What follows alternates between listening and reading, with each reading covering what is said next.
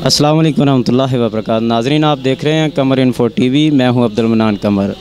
नाज़रीन, आज हम आपको लेके आए हैं महमदी हाउस पे, जो जहां पे हाफ़िज़ इरफान महमदी साहब जो राकी हैं वो दम करते हैं। आज हम आपको दिखाएंगे कि वो किस तरीके से दम करते हैं, तो इनका क्या तरीक़ाकार है। ये देख रहे हैं कि ये काफ़ी सारी बाइक जो है ना यहाँ पे खड़ी हैं और ये इस वक्त दम का आगाज़ हो चुका है।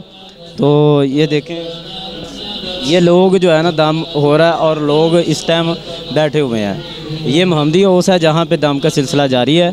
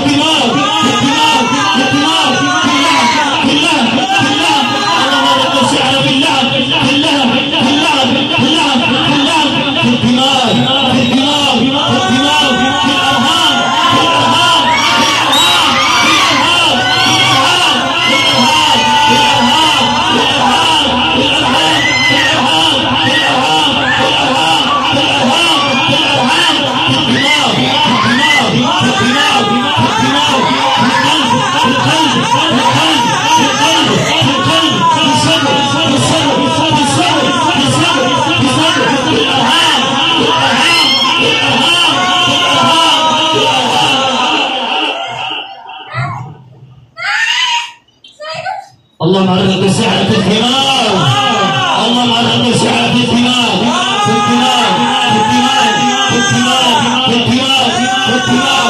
القلب، في القلب، في القلب، في الصبر، في القلب، في الصبر، في القلب، في الصبر، في الجسد، في الجسد، في الجسد، في الجسد، في الارهام، في الارهام، في الارهام، في الارهام، في الارهام، في الارهام. اللهم ارزق السعادة في الجسد، الجسد، الجسد، القلب، الصبر، النعم، في الارهام، في الارهام، في الارهام، في الارهام، في الارهام، في الارهام، في الارهام، في الارهام، في الارهام، في الارهام، في الارهام، في الارهام، في الارهام، في الارهام، في الارهام، في الارهام، الجسد، الجسد، الجسد، الجسد، القلب، القلب، الصبر، الدماغ،